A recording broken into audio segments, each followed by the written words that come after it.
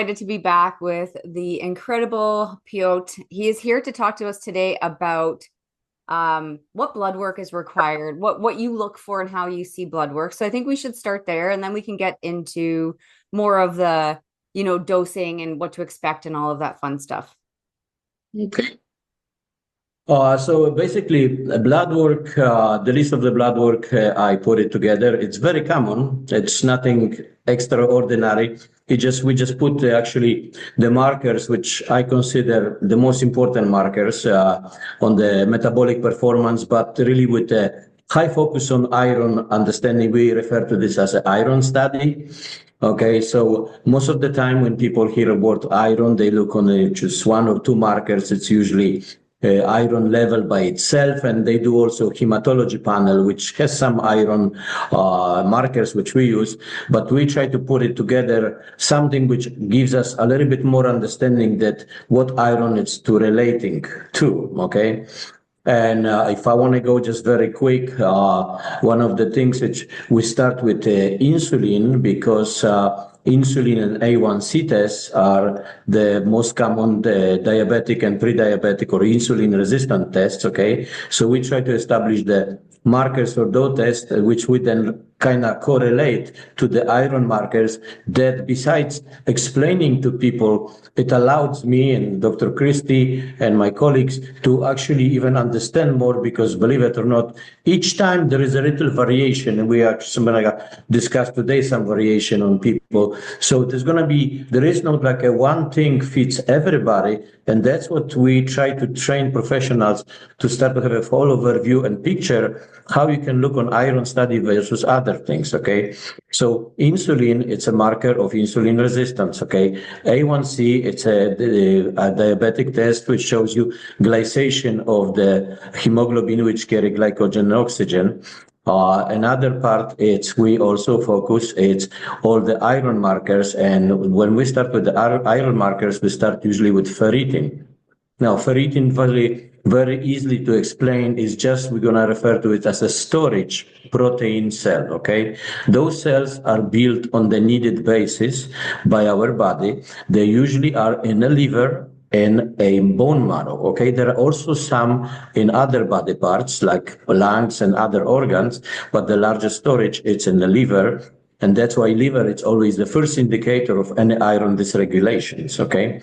So ferritin, it actually shows you the total iron capacity which is stored in the body. Sometimes it's high, sometimes it's low. Years ago, ferritin was not even considered as a marker as much. Now it become a benchmark marker for many, many professionals, clinics all around the United States, but also I see this all the way from Brazil to Portugal and Europe and England. So everybody start to understand ferritin. The second one is transferrin. Transferrin is also amino acid. Now, I refer to amino acid, but because the first video which we make, we always stress with Dr. Kristy about that people are severely protein deficient. And again, when I say protein is a final product, okay? Amino acids. So everybody should understand that amino acids are the building proteins blocks. So transferrin comes from the word transfer and ferrin. That's the protein storage transfer mechanism, which takes the basically iron from ferritin and delivers to bone marrow, but also delivers to different body parts, including nervous system, to help neurotransmission. It's very important also to develop myelin sheaths, which the cover of our nervous system, which it's very prone to be disrupted in every just about neurodegenerative problem, okay?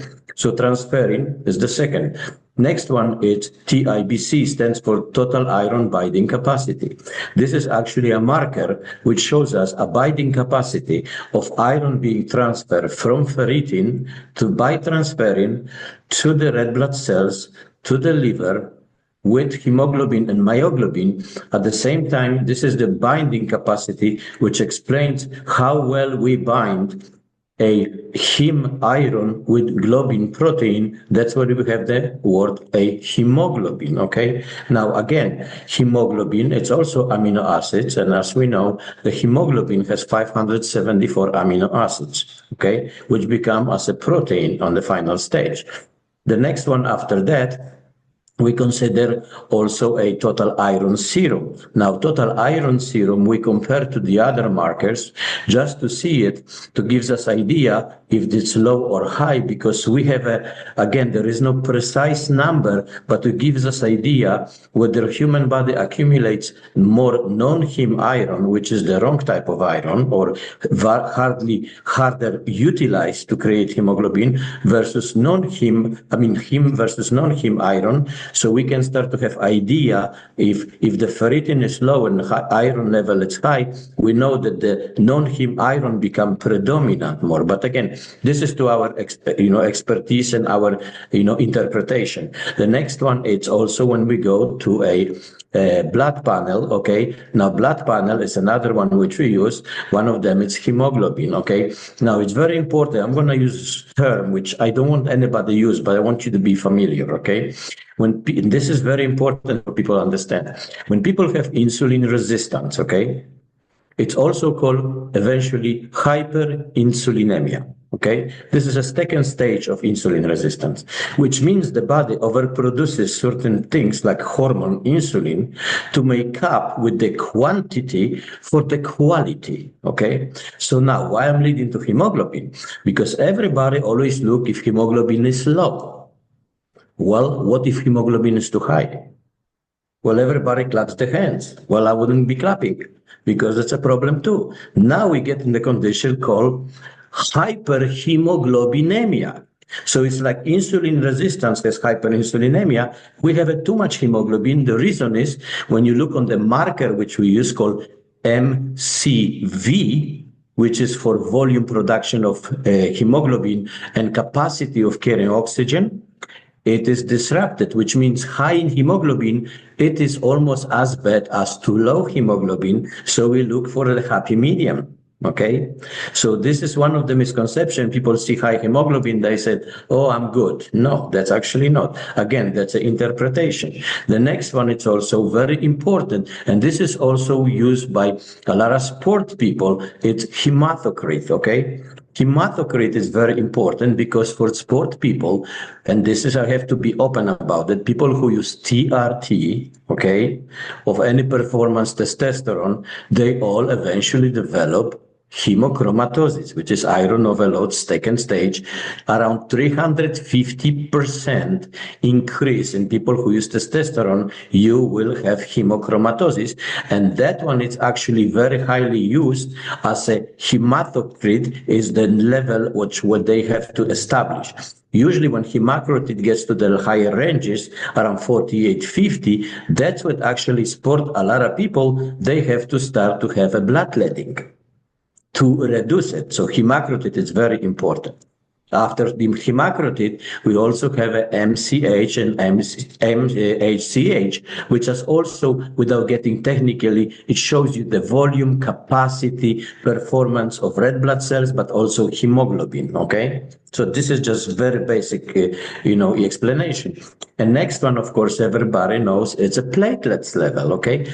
Platelet, and I explain to people, comes from word plate. It's the plate which the red blood cells, it's formed, okay? Well, if the platelets level are in normal range, we know that the binding capacity between the heme iron and globin protein, it's normal. If it's high, which means the platelets are gonna be too large in general, and they also create very high risk to DVT, which is deep vein thrombosis or blood clotting, okay? Another part, it's also very important, is the width of the cells. The red blood cells should be perfectly rounded. So actually there is one test which shows the width of the cells. So we start to look for irregularity in the shape of the cells. And that's when I have to give the idea about people. There is a condition which very people are very aware of it. It's called sickle cell anemia, okay? And the reason it's called sickle, it comes from the little tool which cuts the grass. It's called the sickle, okay? And it has this funny shape, okay? And that's how the red blood cells start to look, a sickle cell shape instead nice and beautiful rounded cells, okay? So this is the width. We can actually see by the shape of the cells also how well the forming of the bone marrow of red blood cells and hemoglobin happen, okay? And then when we combine all those markers, and there's a couple other markers which we also use very important thing, it's protein S. That's something which recently it's very important to test. The reason is protein S is a protein master of coagulation, which means stabilization of blood density. Okay, blood when it's too dense creates the very high risk for stroke and blood clotting, and blood which is too thin, it can cause undetected bleeding, which could be also very bad, even fatal. Okay, so protein S, it's something which we test to see where is the level of that protein, because that particular protein is the master protein of vitamin K, which is the major coagulant in human blood. So this is when we get together.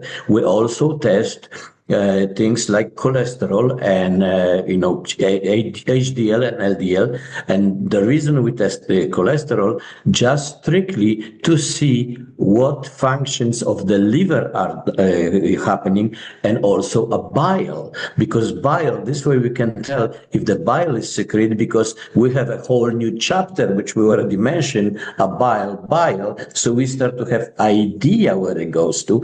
And also at the same time, going back to insulin, the very first complication of insulin resistance, it's called chronic cholestasis. The very fancy name, it's basically called chronic inflammation of the liver. And if this happens with insulin resistance, every human body who has that condition basically develops non-alcoholic fatty liver, which is around 75% of all liver inflammation condition. So actually it's not from alcohol, but other factors. And one of them, it's iron overload in ferritin in the liver. Okay. So that gives us also idea from insulin how the bile and gallbladder is functioning, because then we can look also on the further test, to see the vitamins like vitamin D, how it's well absorbed, because that gives us idea also how liver in general it's performing.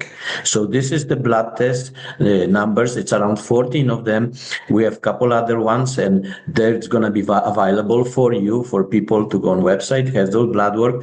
All these blood works are very common, so no professional, healthcare professional will have any question or any doubts that these are need to be performed. They actually, most of the time, when the professionals see the blood work we provide, they're very happy, and they really actually say that's actually very good combination to do as a general performance based on iron study, because eventually that will affect every single metabolic performance in the body in the long term. Wow, that's amazing. And it's good to know, like, I know some people do get pushbacks from different doctors and stuff. So if that's the case, then I think it's like we can work around it, right? Like, I know sometimes it does happen, but okay, why don't we dive into, so something that commonly gets asked is like, how do we dose? Like, how do you determine how many glucoferrin you recommend per individual, or let's say like ailment? The normal dose as a maintenance dose, okay? It's 2 capsules a day. And this goes by guidelines which are established long time ago, but generally guidelines, how much certain minerals we need in the body, okay? So 2 capsules a day, it's just about ideal for everybody. Now, when we have people who have iron dysregulation, okay, and I like to use the term because I already mentioned first time, every iron anemia does not mean iron deficiency. It's just iron deficiency in utilization, regulation, absorption, and distribution of iron. Okay, and I'm going to repeat this many, many times when we're going to meet together, because it's very important to people understand this.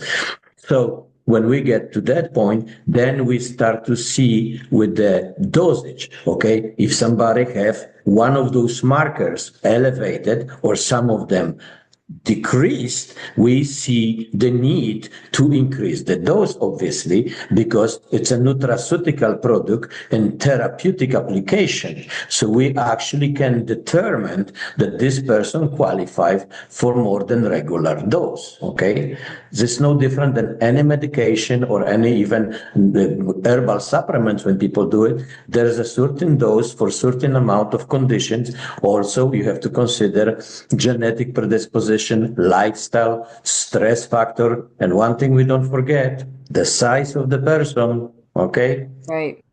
you're not gonna treat somebody or help somebody 5 feet 2 inches and the same guy who is 6.4, because there will be injustice. Okay, so that's when we do 2 to 4 is general guidelines. Now we do apply higher doses, and this one we actually help professionals to establish the need for particular abnormalities in metabolism or iron metabolism, basically by talking with them, and eventually they all start to know how to actually work with glucoferrin. It's not very difficult. So 2 normal dose, 4 preferable for most of the people. And the reason I say for most of the people tell me sometimes, what if somebody doesn't have a problem? I say, well, when you meet one, please introduce me to that person, Yeah. because I would love to meet one. So far, no chances for that one. Okay, so this is the guidelines for using of glucoferrin.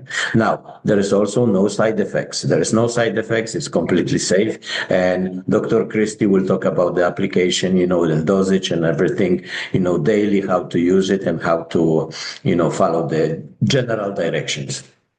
I love that. Do you want to jump in now, Christy? Sure. Can we also include bait like 1-year-old, 2-year-olds? Like what do we do there too? Yeah, Peter, do you want to finish up with the 1, 2-year-olds? Well, 1 and 2 year old, because again, I just said the body size. Yeah. Of course, 1 and 2 year old, we will probably start with one. So we, like most of the not medication, but medicine, natural or not natural, they're usually guidelines. And I say, in general, start up to age of 6, that you treat them in the normal doses. So let's say just put that little people, I call them, okay, they're less than 100 pounds. Yes, we're going to give them 1 capsule a day. Now, if you're going to have children who need it more, because you're going to do blood work and they're going to have some of the kids, you will have their iron study maybe, and it happened as bad as some adults, then definitely the professional will establish higher dose. But in generally, to be safe, we will start young kids. One will be completely efficient. Okay. It's Chris, And anything else you wanted to throw in there? Okay. No, that was good. Just as far as using it, so you're using 2 to 4 capsules a daily. So you would take your if you're taking 4 capsules, we prefer divided doses, so 2 twice a day with meals. If you're just taking 2 capsules once a day, take it with your first meal. Just better taken with food, because some people have sugar unstable sugars, so we just like to take it with food.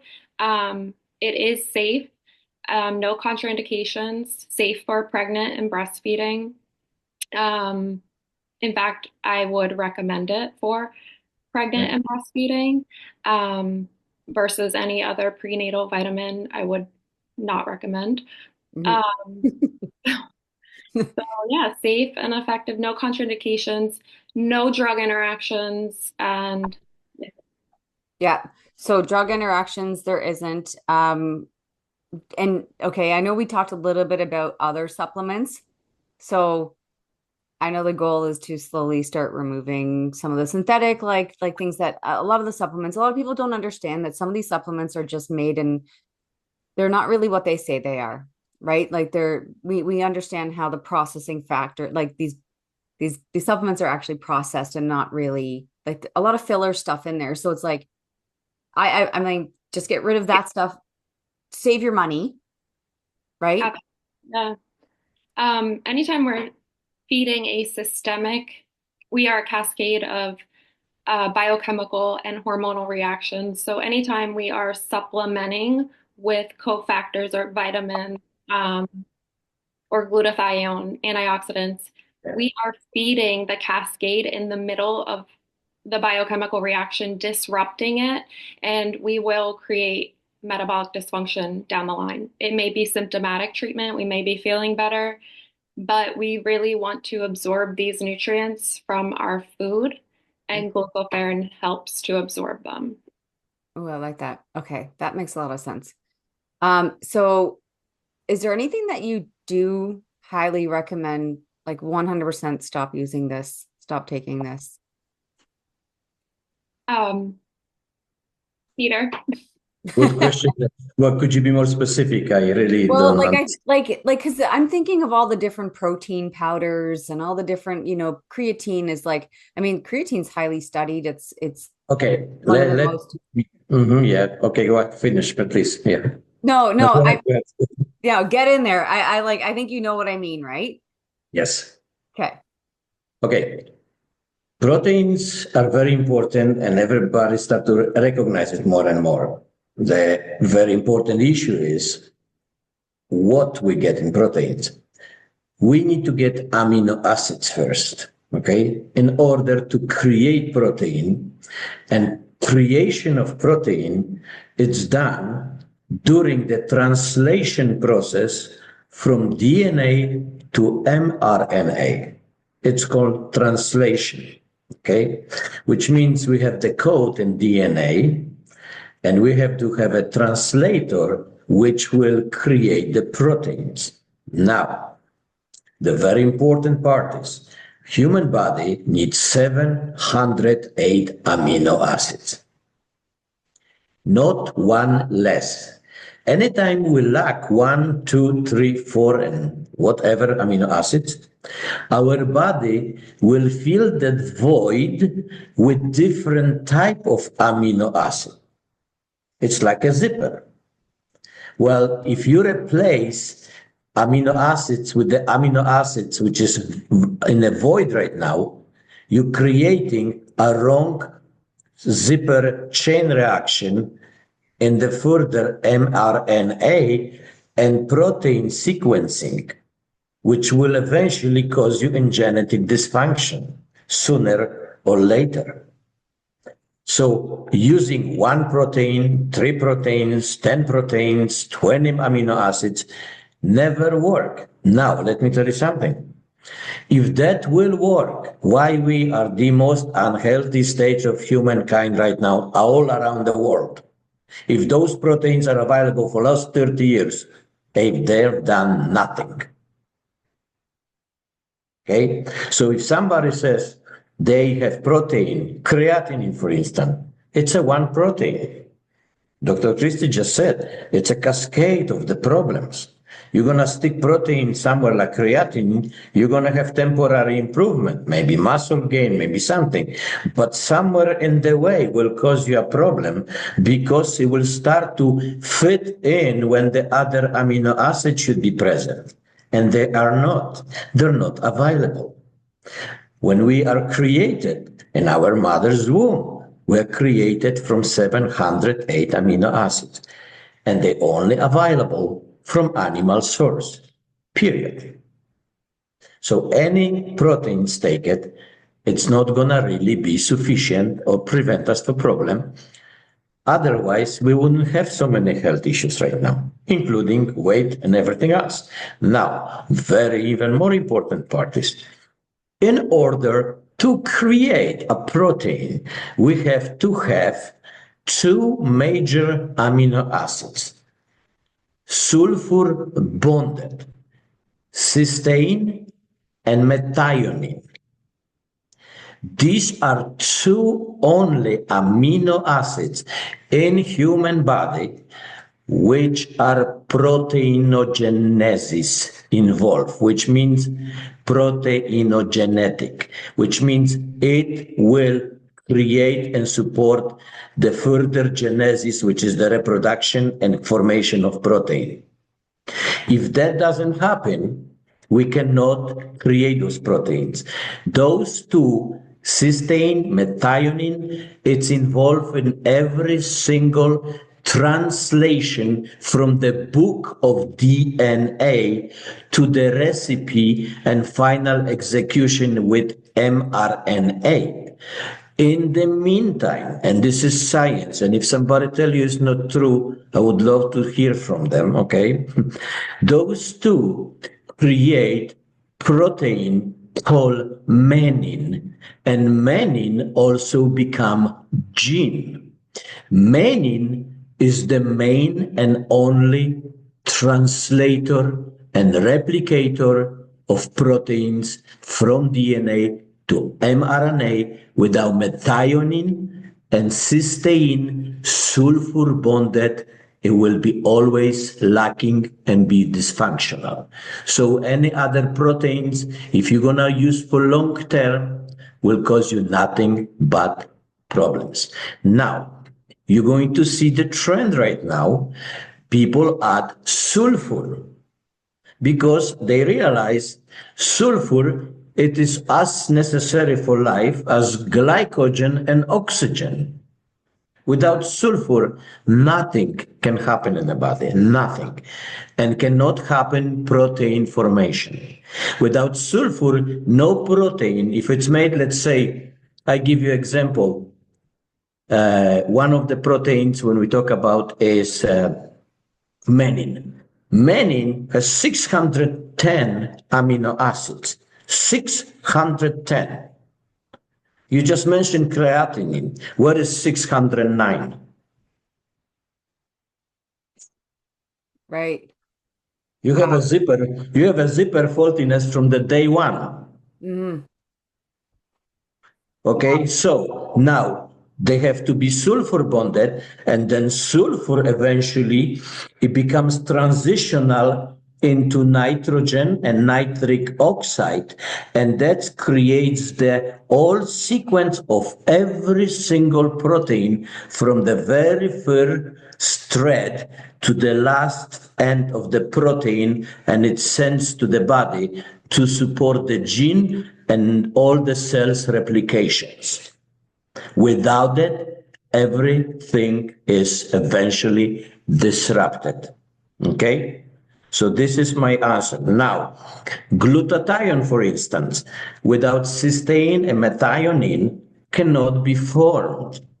I just start to tell everybody, without sulfur, all supplements they talk about with protein, sulfur added. Sulfur added. Well, let me make a very big statement. Sulfur bonded from mother source. It's bonded the way it was designed to support DNA translation into mRNA. A sulfur added is just blending. It will never work. The other thing is the sulfur added, it's synthetic. It will cause eventually problems. Oh, yeah. Okay, that was good. I feel like every time I get on a call with you, I just learn so much more.